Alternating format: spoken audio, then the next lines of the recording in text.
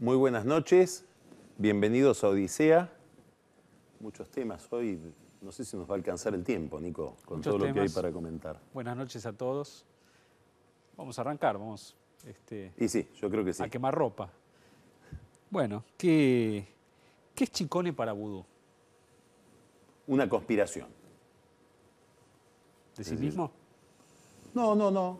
Si vos lees las cosas que él dice en su declaración indagatoria, él cree que hay una conspiración donde están involucradas la empresa Volt, presumiblemente el juez, y detrás de todo Scioli. Es decir, cuando él declara delante del juez, creo que está hablándole al juez y está hablándole a Cristina, él plantea una serie de preguntas y de interrogantes y pide una cantidad de datos que todos conducen a que la causa Chicone es una causa que estalla durante la campaña presidencial del año 2010-2011 y que termina de desplegarse o de revelarse una vez que él es vicepresidente, porque es una bomba que tira Scioli en contra de la carrera de Vudú, que él interpreta como una carrera presidencial, es decir, se sentía en aquel momento el predestinado a suceder a Cristina Kirchner, como lo veía mucha gente, también Zanini lo veía así, y por lo tanto es víctima de una patraña de Scioli. ¿Te aportó algo en términos, vos venís siguiendo el caso desde hace mucho, la declaración de Vudú de ayer, ¿te aportó algo en términos de información para la forma en la que vos analizás? Confirma esto. Él dice, bueno, a ver, el señor Gabela, que era es el gerente de Relaciones Públicas de Volt, que es el que dice que lo fue a ver Núñez Carmona para apretarlo en nombre mío. ¿Dónde trabajaba en el Congreso cuando era empleado de los tribunales? De la Cámara de Diputados, perdón. ¿Dónde? ¿Con qué diputado trabajaba? Incógnita, nadie lo contesta. Scioli. El juez Lijo tiene alguna relación con Scioli, es amigo de Scioli. El hermano del hijo tiene alguna... Digamos, hay una cantidad de datos en la causa o que rodean a la causa y él los va siguiendo y dice, además, todo esto va a ser usado, y es casi extorsivo, en una segunda declaración que yo voy a hacer sobre temas políticos. Y ahí voy a revelar cuál es la causa de la causa, es decir, cuál es la mano que mece la cuna de esta causa, que es política. Esa es la visión, espera, sí. ¿Esa es la visión de Vudú que se arma todas las noches cuando se va a dormir o es la visión que se arma en términos procesales? ¿Es la que le conviene? No, eso no tiene nada que ver con lo procesal. Eso tiene que ver con una explicación política que creo que él puede creerla o no, no lo sé. Es muy probable que él la crea y si no la cree le conviene tenerla para incentivar el respaldo del gobierno. Tampoco sé hasta dónde no es el propio gobierno, no es Zanini, no es la Cámpora, no es la propia Cristina que le dice apuntá para allá. Como antes le dijeron apuntá contra Righi. Porque claro, el que apunta contra Righi no es Vudú motu propio. No. A Righi se lo quería cargar un sector del gobierno, como después fue evidente. El otro imputado, tácito, velado, que uno puede deducir de toda la declaración de Vudú, es Néstor Kirchner. ¿Por qué? Porque él cuenta una cantidad de movimientos que se producen en la FIP en relación con la quiebra de Chicone, movimientos que se producen en la Casa de la Moneda, etcétera, que él dice, todo esto es muy anterior a que yo aparezca en este tema. Entonces, todos esos funcionarios que se movían como títeres de alguien, ¿quién era el titiritero en vida de Néstor? Todo eso podía pasar sin que Néstor lo supiera, siendo Néstor Kirchner un hiperobsesivo de lo que pasaba en el mundo del gobierno, y sobre todo si tenía que ver con un negocio como el de Chicone, al que él le había prestado muchísima atención a través de los ojos de Ernesto Gutiérrez, cuando Ernesto Gutiérrez era el hombre fuerte de Aeropuertos Argentina 2000. Ese es el segundo blanco de Vudú, tácito, pero es un blanco, que cualquiera que lee entre líneas se da cuenta de que está hablando de eso. El tercero es Moneta. ¿Por qué? Porque en la declaración de los Chicone, de Ciccone y de su yerno Renwick, ellos dicen, nosotros no nos encontramos ni con Van der Brohe, ni con Núñez Carmona, nosotros nos vimos con Vudú. Esa declaración que a él le interesa tanto anular, por esta razón, lo que hace es decir, Vudú es el dueño. Y al decir Vudú es el dueño, lo priva a Vudú de la escapatoria de decir, hay otro dueño para el cual compró Van der Brohe y eventualmente Núñez Carmona, etc. Por eso le interesa voltear esa declaración y decir, señor juez, usted no está mirando hacia Moneta. Entonces insiste mucho en Moneta, diciendo que hay un verdadero dueño, que no soy yo. Porque me parece que hay un detalle en la causa y en la citación del juez que no ha sido suficientemente subrayado. Hasta que el juez lo cita a declarar a Vudú, el reproche que había sobre Vudú era que había ejercido algún tipo de mediación, de gestión, etcétera, incompatible con su carácter de funcionario público. Cuando el juez lo cita, dice, yo lo estoy citando porque habría adquirido Ciccone junto con Núñez Carmona. Están los que dicen, le agravó la situación, es cierto. Y están los que, ya en el colmo de la conspiración, en el rulo del rulo del rulo, dicen, no, lo está beneficiando. Porque ese cargo de que es el dueño de Ciccone es mucho más difícil de demostrar con los elementos que hay en la causa que el cargo de que hizo gestiones incompatibles con su función. Si el cargo es Vudú es el dueño, él tiene que demostrar o tiene que tratar de presionar al juez para que el juez diga, no, hay otro dueño que usted no quiere mirar, por eso le dicen los empresarios. Un empresario, Moneta. Ahora la Cámara dice, ojo, que puede haber otro empresario, Brito. ¿Por qué? Y bueno, porque hay sociedades que aparecen en toda la operatoria, Ciccone que aparecen en otras operatorias ligadas a Vudú en la época en que él estaba en Lancés. Te voy a... Vamos a poner esto un poquito en perspectiva, Carlos. Este caso es un caso de corrupción muy chiquito para este gobierno. Es decir, Ciccone es una empresa emblemática por lo que produce, que es, digamos, documentos, papel, moneda, pero es probable que, en términos de volumen de dinero, el caso de Ciccone sea, qué sé yo, mucho más chico que... Sueños compartidos. Sí, o que las importaciones de bueno, GLP. No, eso, obviamente, sí. Sí. ¿Qué salió mal para que justo sea este el caso que cayó en la justicia?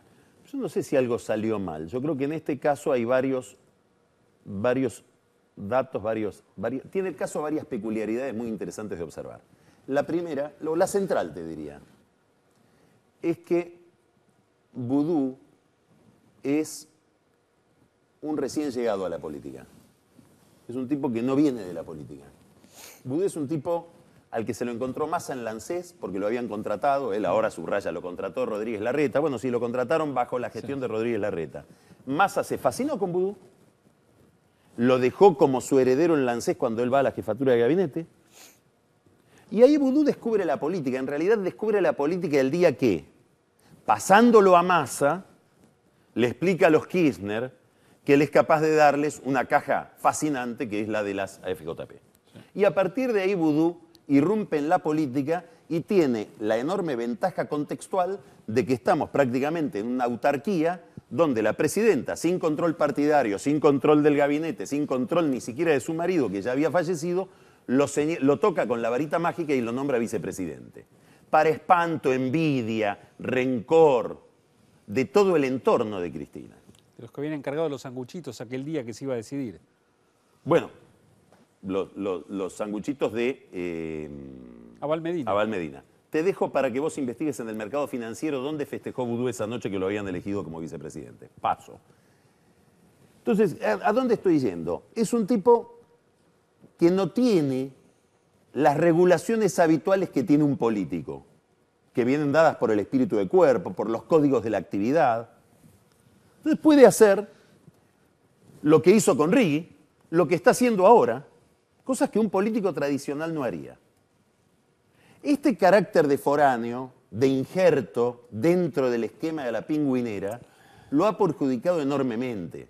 Porque ¿qué tiene de nuevo esta causa? Que sobra la información. Y la información la da el propio gobierno. Sale desde adentro del gabinete. Y hoy Vudú lo dijo en una entrevista con Víctor Hugo Morales, con el nivel de sorpresa que puede tener alguien ajeno a la política. Dice, no, porque hay funcionarios que dan off the record a los políticos y le cuentan cosas de otros funcionarios. Pero, Vudú, ¿dónde te criaste? ¿Dónde viviste? En un termo. Claro, eso es la política, Vudú. Así se hace la política, así se escriben los diarios, así funciona el mundo. Entonces me parece que hay varios datos, varias denuncias, varios reproches que hace Vudú, que son ciertos también. Digamos, me parece que en el maniqueísmo de buenos y malos nos estamos perdiendo una cantidad de información muy buena que está aportando Vudú al mundo de la política desde su desesperación porque ve que lo quieren, como dice él, convertir en María Julia. Normalmente el peronismo se limpia el saco siempre con la UCD. Ajá. Bueno, una vez más. Interesante.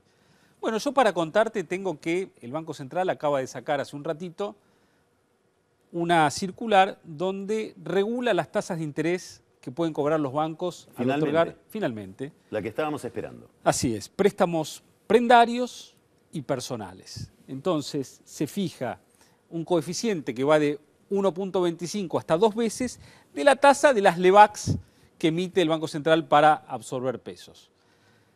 ¿En qué 2 líneas va a actuar esto? Prendarios para autos, personales, con lo cual el gobierno trata de estimular la demanda de autos que intentó desestimular con el impuesto. O sea, por un lado me cobra un impuesto que me hace inaccesible el auto y por otro lado me baja la tasa para que pueda comprar el auto. Así es. Bajarme el impuesto. Me subió el impuesto para que demande menos autos, para que no presione la importación de autos sobre las reservas y ahora me da un crédito para que presione sobre las reservas comprando en un laberinto, autos. ¿no?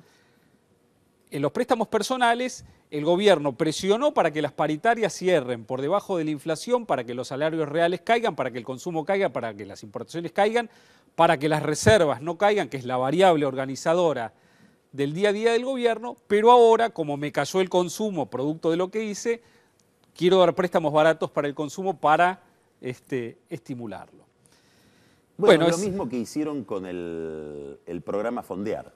Es decir, Fábrega absorbe 10.000 millones de pesos cada 3 meses y yo te pongo un programa de fondos por 10.000 millones de pesos por 2 años. O para procrear, digamos. Hago inflación, mato el mercado de préstamos hipotecarios, doy préstamos hipotecarios subsidiados a través del ANSES. Hoy leí en algún lugar que Bocio, sí, que en algún momento aparecerá también vinculado a todo esto de Chicón, el ANSES, etcétera, se vanagloriaba de que el 45% de las escrituras que se firmaron, las escrituras, digamos, inmobiliarias que se firmaron en la capital federal, creo que en lo que va del año, son del programa Procrear. Bueno, debería ser el 100% porque no hay otra forma de acceder a la vivienda, porque no existen préstamos de los bancos privados, ¿no? Pero la idea es muy interesante, ¿no? Porque revela ese aviso de Bocio, que tiene la confianza que tienen en el Estado como actor de la economía. Ahora, y como que para reactivar hay que tener Estado, ¿no? Te hago una pregunta, Carlos. Por eso no hacen el ajuste del sector público. Si ahora todos los préstamos personales y prendarios van a ajustar por la tasa de las LEBACs de 90 días que emite el Banco Central para captar pesos del mercado, ¿Fábrega va a poder volver a subir la tasa de interés si hay un problema cambiario? ¿O se enredaron más? Se enredaron más, como siempre. Es decir, ahora va a haber más estímulos para pedirle a Fábrega no lo hagas. Fábrega, por otro lado, va a bajar la tasa de interés de las LEBACs el martes próximo en la licitación que se realiza todos los martes por parte del Banco Central. ¿Y con el blue qué va a pasar cuando lo haga? Bueno, va a depender de lo que pase con la causa de los holdouts. Si hay una resolución no negativa para la Argentina en estos días, es decir, si ganamos tiempo, Fábrega va a aprovechar, digamos que los bancos están súper líquidos porque no hay demanda de préstamos por la recesión, para bajar la tasa de las LEBACs y que eso presione de vuelta la tasa badlar hacia abajo. Vamos a tener que seguir hablando en otro momento de esto porque nos están retando. Después vamos a contar en algún otro momento del programa lo que está pasando también. Con los autos. Con los autos, porque Kicillof está muy nervioso, porque no se venden autos y, bueno, tuvo algunos enfrentamientos con el sector. Bueno, vamos ahora a hablar con Juan Germano, vamos a hablar con María Eugenia Michelstein sobre la semana política, sobre lo que está pasando en la vida pública en estos días, y después vamos a tener una mesa sobre el Mundial, visto desde la política brasileña. María Eugenia, ¿cómo estás? ¿Qué tal? Juan, ¿qué tal? Buenas noches, ¿Bien? ¿cómo están? Buenas noches. Excelente, muy bien. Decía Nico, María Eugenia, que el caso Ciccone no es un caso que debería llamar tanto la atención. ¿Hay una exageración con esto? ¿Vos pensás que realmente tiene algún significado que merece semejante escándalo?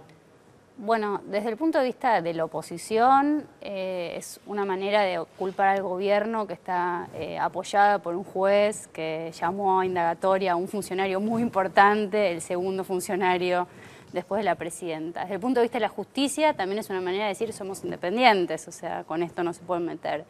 Pero además es un caso que tiene la particularidad que no toca directamente a Cristina. Todo esto lo que acusó, lo que tangencialmente podría acusar a Néstor, lo de Formosa estaba en el Ministerio de Economía cuando yo llegué, lo de la Casa de la Moneda ya se estaba negociando de antes. Entonces, no toca directamente a Cristina, él nunca acusa directamente a Cristina de esto. Bueno, siempre y cuando ahora que la Cámara le ordena al juez que llame en declaración indagatoria a Echegaray, Echegaray no diga, yo todo esto lo hice porque me dio una orden de Cristina.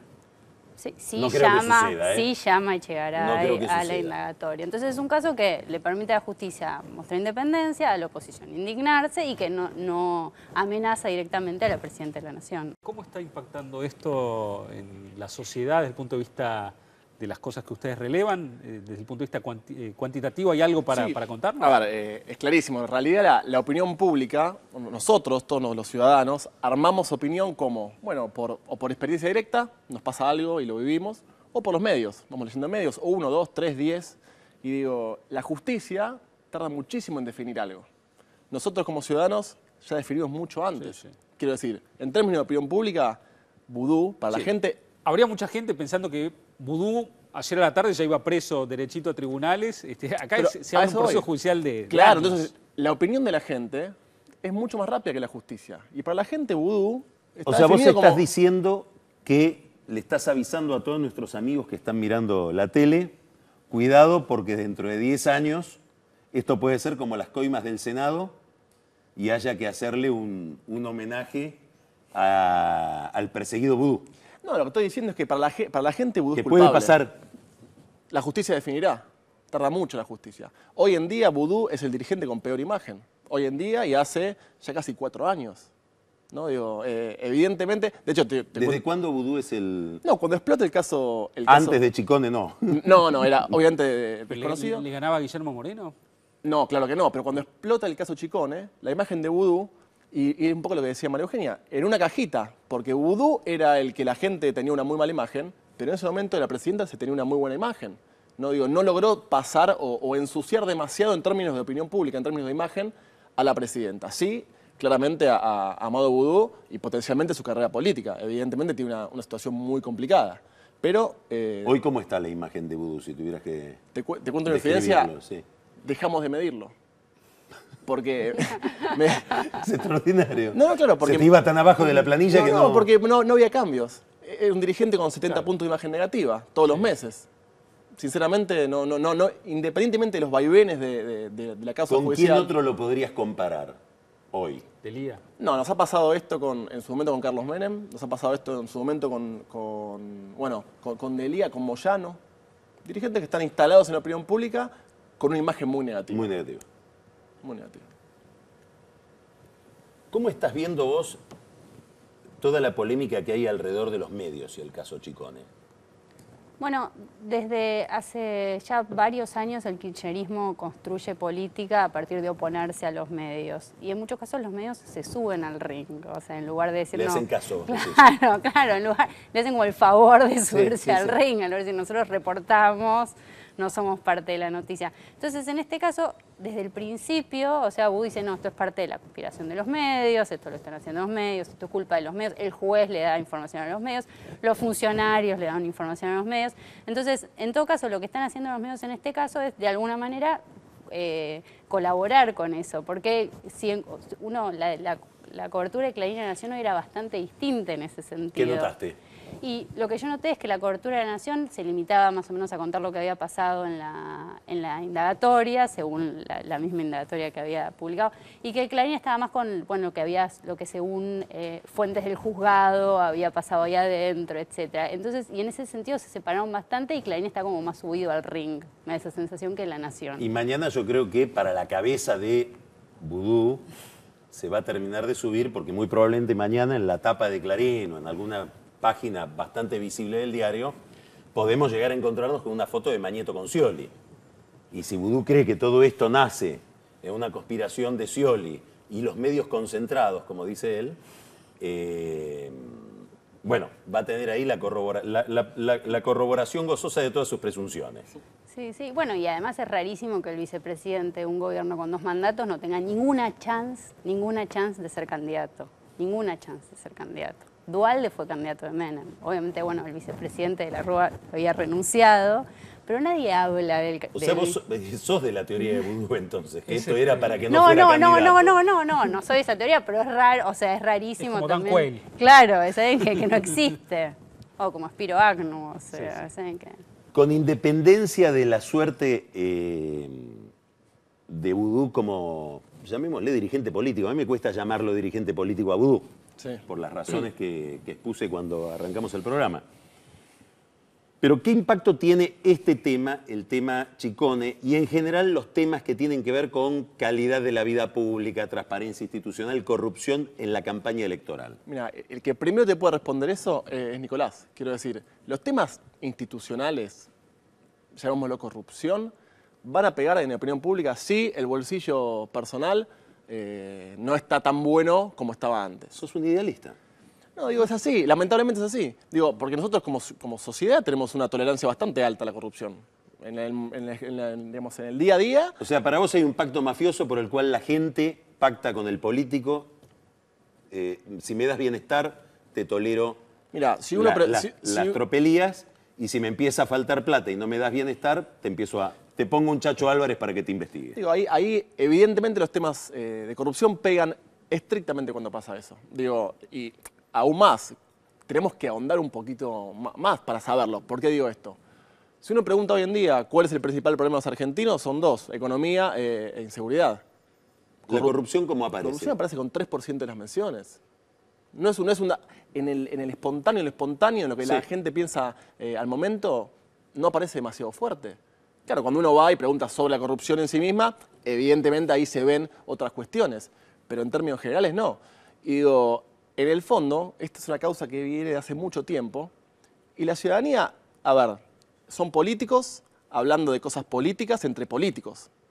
Digo, es difícil seguir una causa para la opinión pública general. Uno también puede tomar la posición de algunos oficialistas que te están mostrando que en realidad la causa Vudú lo que demuestra es que estamos en una república plena en la cual un vicepresidente... Lo escribió Berbitsky el otro día en Página 2 el domingo. Dice, bueno, ¿qué querían?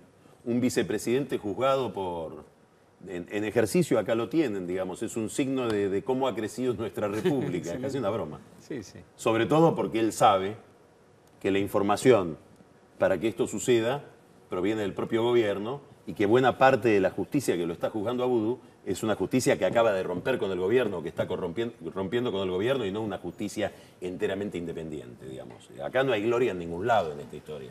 Eugenia, ¿qué tiene que hacer Cristina con Vudú? ¿Tiene que despegarse por las dudas? ¿Protegerlo? Por ahora tiene que hacer lo que está haciendo, que es ignorarlo. No habla de Vudú, se muestra poco con Vudú, hace actos, no lee el tema, o sea, y no le veo mucho sentido que ella lo ponga en la agenda. Ya está en la eso agenda. Habla del poder de Cristina, ¿no? Digamos, una presidenta que teniendo a su vicepresidente en los diarios de esta manera, con semejante escándalo, pueda seguir sin nombrarlo, quiere decir que hay un nivel de manejo de la agenda y de la escena pública por parte de ella que la vuelve blindada respecto de lo que podría estar haciendo la oposición. Sí, bueno. Digamos, la oposición no la fuerza a tener que hablar, tampoco el periodismo. No, y tampoco la oposición habla mucho del tema. ¿Por qué? A ver. bueno, Massa porque se está cuidando que le digan vos lo llevaste al ANSES o vos leíste lo que tenías en ANSES. Sí. Macri porque también tiene una situación legal de estar procesado, entonces prefiere no meterse en el tema de qué debería ser un funcionario procesado. Sí.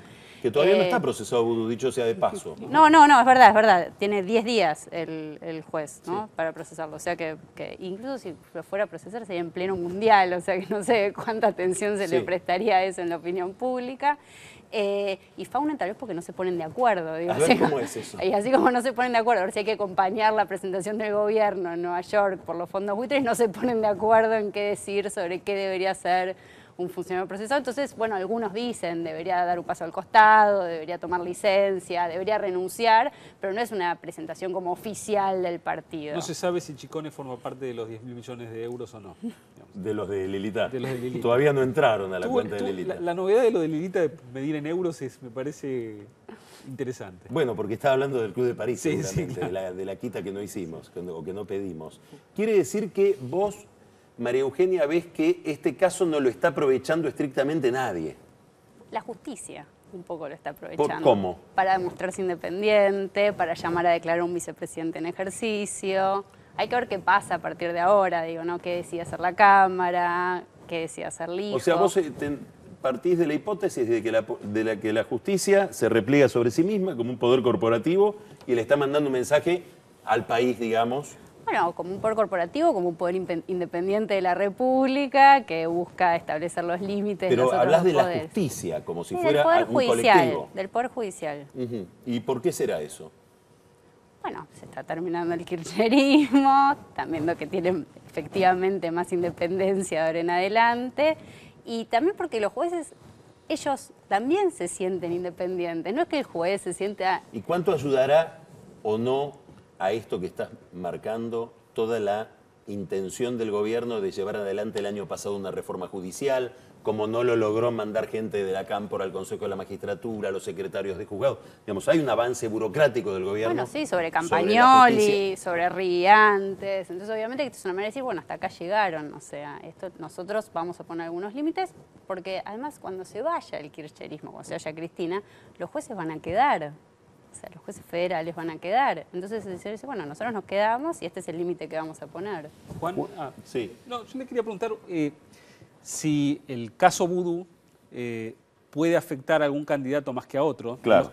Es decir, Massa, que está más vinculado a Vudú, al menos en las fotos, en el pasado, puede estar experimentando alguna dinámica. Sí, y yo abriría más la pregunta a lo que te pregunté antes, por eso, Sí. que es, si se instalara, vos decís que todavía no se instaló, un eje ético en la agenda de campaña, ¿quién crece y quién va para atrás? A ver, lo que es claro, digo, para empezar a responder la pregunta, es que hoy las ideologías partidarias están bastante menos fuertes que estaban en la antigüedad. A ver, ¿qué pasa? La política se trata mucho de momentos, ¿no? Hoy en día uno encuentra una división muy clara que es kirchnerismo-antikirchnerismo, por ejemplo, ¿no? Pero dentro de lo que es la oposición hay una alta intersección de votantes. Digo, el votante de Cobos, el votante de Macri, hay una alta intersección de votantes que podrían elegir a uno u otro dependiendo del momento, ¿no? Depende cuál sea más funcional a lo que está planteando la sociedad. Quiero decir con esto, Massa fue muy funcional en un momento de elección y se plantó y terminó ganando, obviamente por mucho, pero de vuelta fue funcional. No significa que sea funcional en el 2015. Y en ese sentido hay que ver hasta dónde pesan determinados temas para ver qué candidatos se posicionan mejor. Ya sé que Guino me está echando, pero te hago una pregunta porque lo dejaste ahí muy breve. Que no tiene nada que ver con esto, o sí.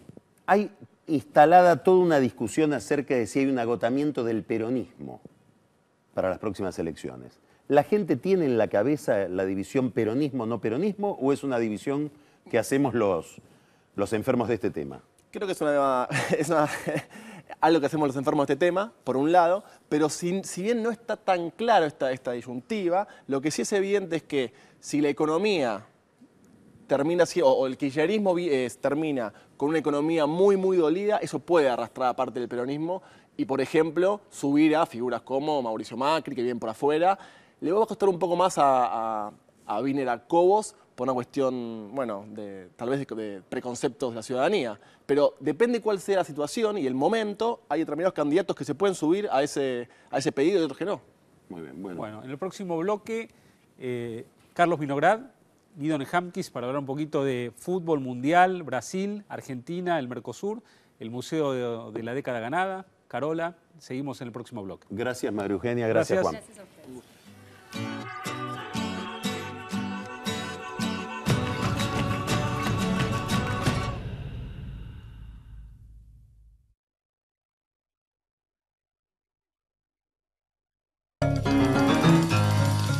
La fuerza del campo está en el trabajo de su gente y la fuerza del trabajador está en la UATRE.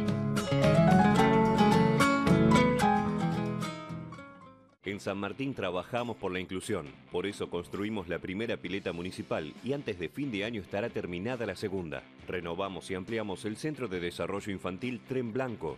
Pusimos en marcha un programa de entrenamiento laboral para chicos con discapacidad. Inauguramos la Casa Abrigo para albergar a personas en situación de calle y brindamos talleres y actividades para integrar a nuestros adultos mayores. Garantizamos la igualdad de derechos y oportunidades de nuestros vecinos. Municipalidad de San Martín. Es una larga historia que nace de una misión, la de escuchar y atender las necesidades de la comunidad cordobesa. Esa historia es la del Banco de Córdoba, que recorre 140 años con una visión muy clara, ser el banco de todos los cordobeses. Y se logró, sí, por gestión, con apoyos concretos a la familia y a todos los sectores de la actividad económica. El tiempo pasó, pero no se llevó la vocación de estar cerca de nuestras empresas y nuestra gente, porque el banco siguió creciendo.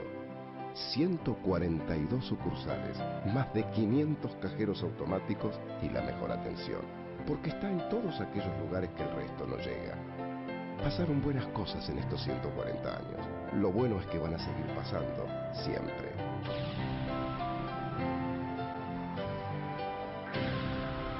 Para seguir siendo parte de tu historia. A partir de hoy, tenés un motivo más para elegir Fiat.